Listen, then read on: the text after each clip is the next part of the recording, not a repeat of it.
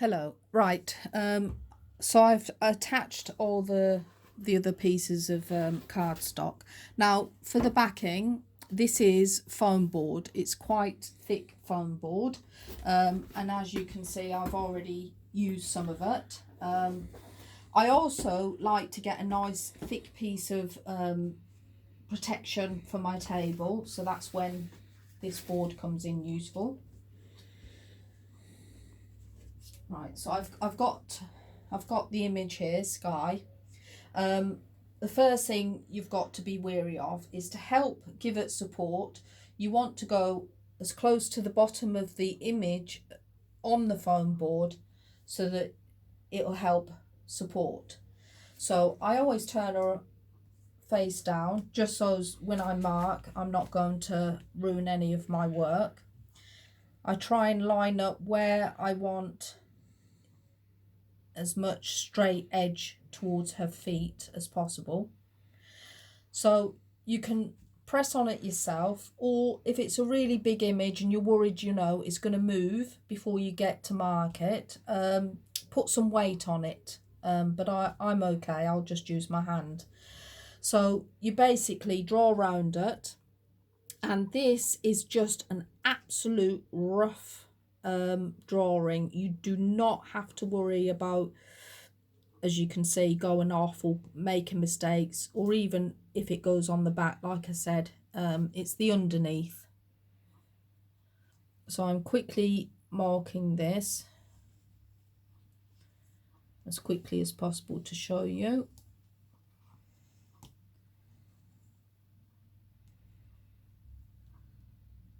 Like I said, it doesn't have to be perfect because this is just a rough template of what we need. So I've done basically a rough outline.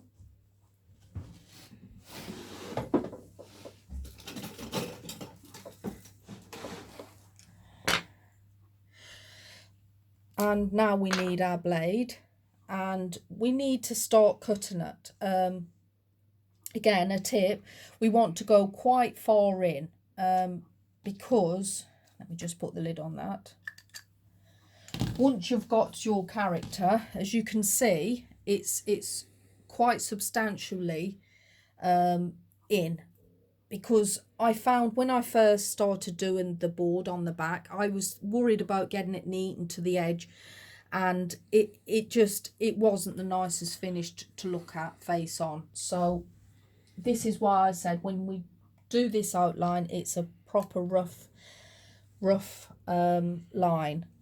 When you're using your blade, try not to put it upwards because it's a lot harder and it leaves a rugged edge.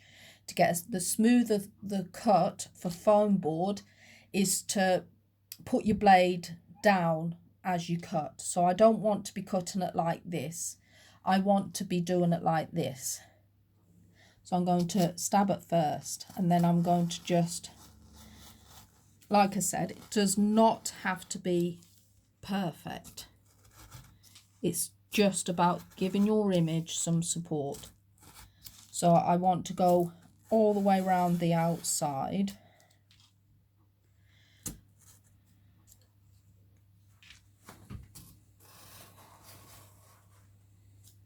I shall put you on pause while I continue doing this, and then I'll show you what's next.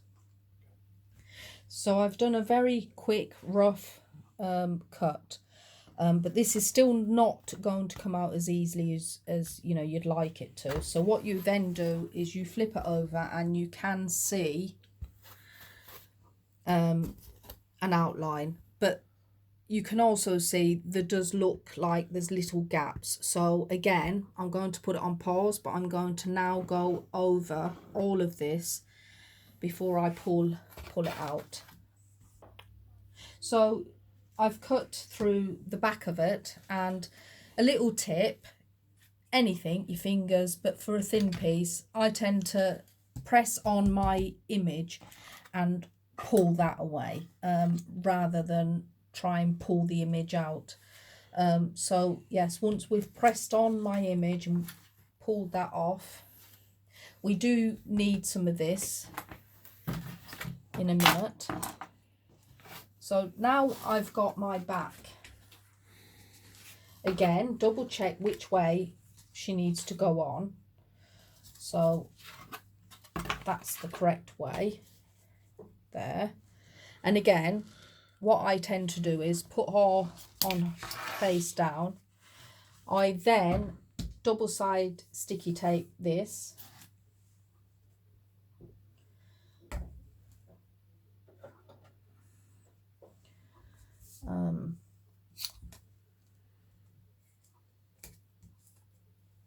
Again, there's no right and wrong on where you do it or how you do it.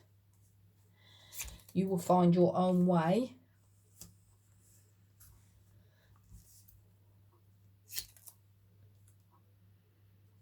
While I'm just quickly doing this, I will show you some of my other work through the camera. I've actually got an extra hand on my camera at the minute.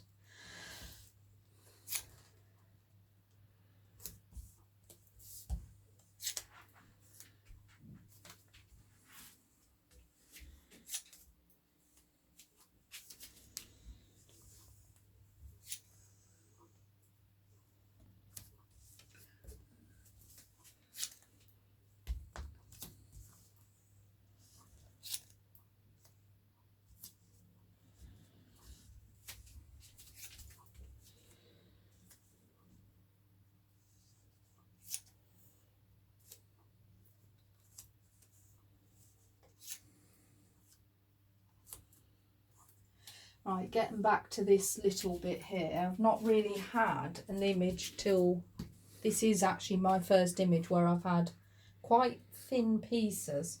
So I'm using this thin double-sided.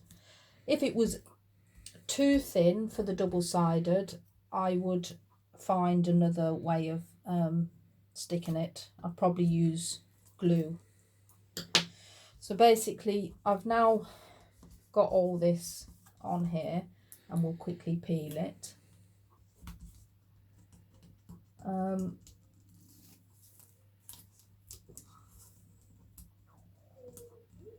then I'll explain about how we get it to stand up. I'll just put you on pause for 1 minute while I peel this. Now I've got all the double-sided sticky tape. Now the only bit I worry about lining up is this bottom bit here, because it just adds to the support. So try and get the bottom as straight as possible, and the rest should just then fall into place. And then press on it. She is quite small compared to a lot more of the other props I tend to do. So now we want to make the extra stand, which is literally a square piece. I measure so it's about halfway up, and then just score one side here to bend it, and then double side sticky tape it on there like so. So this is roughly the width I think I'll go, and let me just get a mark up.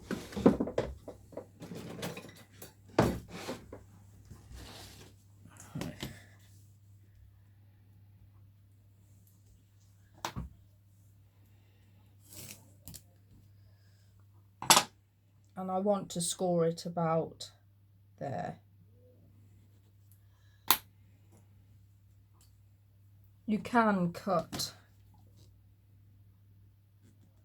using, oops, how many times I do that?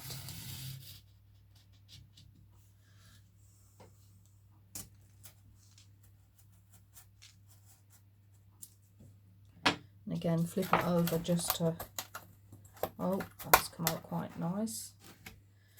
So we need to score it here, which is just, don't go all the way through, just a real, just sort of cut the top layer, because it's actually paper, foam, and then paper. and then snap it like so, and there you've got the bit that bends. So I want to put some double-sided sticky tape on here and then attach it here. I'll quickly do that.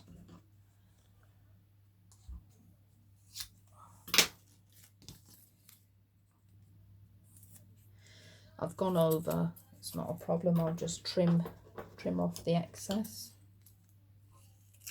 That's it. Press it, peel it, stick it. You've got to line it up at the bottom of your image, and then just let it all fall and press it. And so there we have it. I hope this has been helpful to some beginners. There is one other thing I will show you. I used to cut out tiny images, but the only thing I do on these characters now is if I need to do their little freckles. So I tend to get, it's just a Cricut pen, and then I tend to just put them on myself at the end, which I'll do now. And there we have Sky.